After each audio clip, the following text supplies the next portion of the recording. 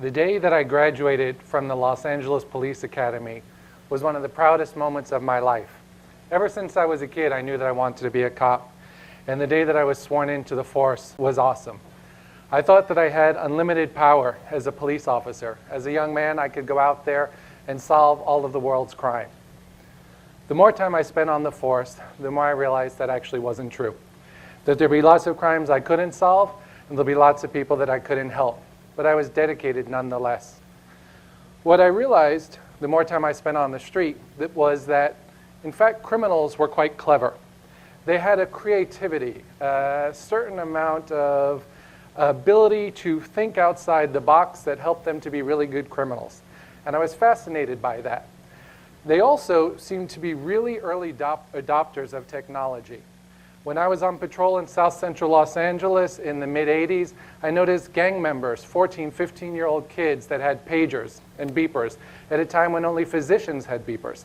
And though these gang members were in the pharmaceutical industry as they were dealing drugs, they were in fact not physicians.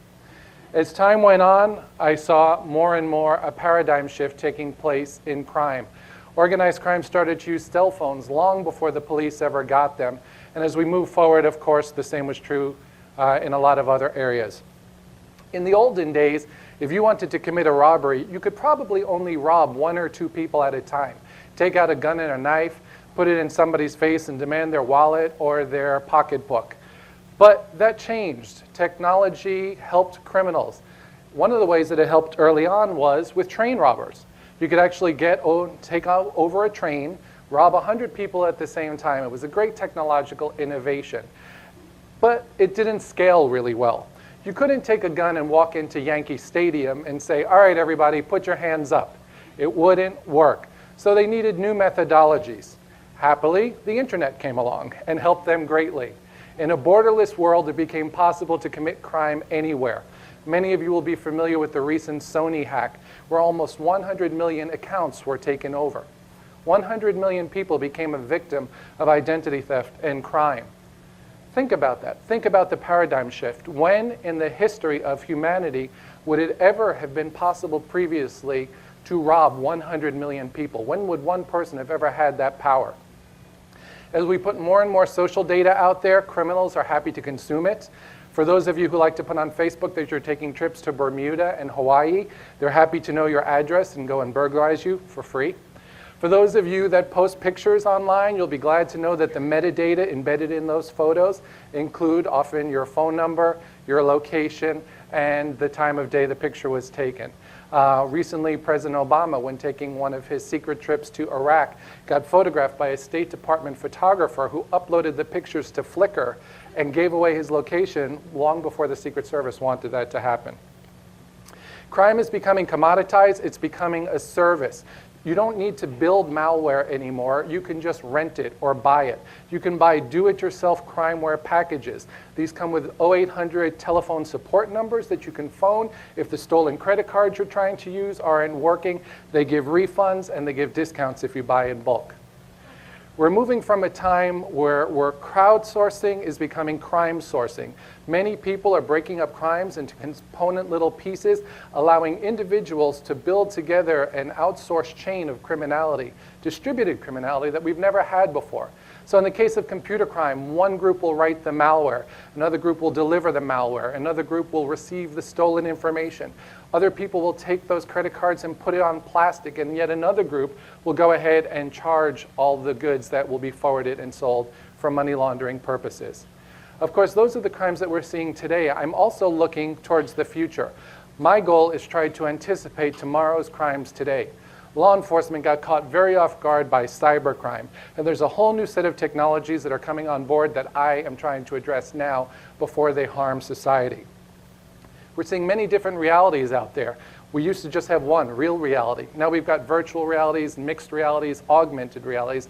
And if you think about avatars, people are very attached to their avatars in these virtual worlds. People put lots of time into decorating them and taking care of them. And so what happens to your avatar matters. And we've seen many cases where avatars have been sexually assaulted, in effect raped. And I hear some giggles in the audience, and it sounds kind of crazy. Certainly if you walked into the NYPD station across the street in Times Square and told them you want to report an avatar rape, they would throw you out or arrest you. But in fact, for people that are very tied to these avatars, it means a great deal for them. I've investigated many sexual assaults, and I tell you, it's not the physical harm to the victim, it's the psychological harm. And psychologically, people that are spending more time in these spaces do suffer. We're also seeing issues where children can be portrayed by avatars. Very, very young kids and people are having sexual relations with children. Avatars. The question in the real world, of course, that would be a crime, but in virtual space, is it? Because there's no real child involved.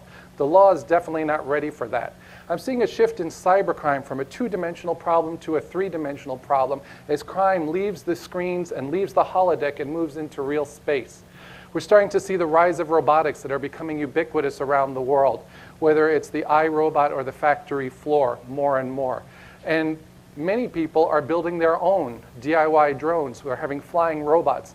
And of course, from my perspective, as a guy who spent his career fighting crime and terrorism, I can clearly see where this is going. Here's a WASP DIY drone. Here was a drone that was built by the gentleman to the right and demonstrated at the Black Hat Hacker Convention. He's built this drone to fly autonomously. He only needs plug in the location. It will fly for an hour. And built into this is a Linux computer that does nothing more than pick up Wi-Fi signals, and it's got a 340 million password dictionary that it will use to hack the computers that it's flying over. In addition, it will also intercept telephone calls because there's a cell phone tower built into this. Think about all the online banking that's going on and what could be done with this. Of course, that's a big drone. Things are getting much smaller. A little bot like this will have HD video on it and could fly into any office in Manhattan to conduct industrial espionage or hang out some young college student's window. The narcotics guys don't want to be left out of this, so of course they're building their own submarines. Soon that will be driving autonomously. They can travel 2,000 miles and carry kilos and kilos and tons of cocaine. We notice that the military is arming robots, and of course all of those will make it into the civilian world.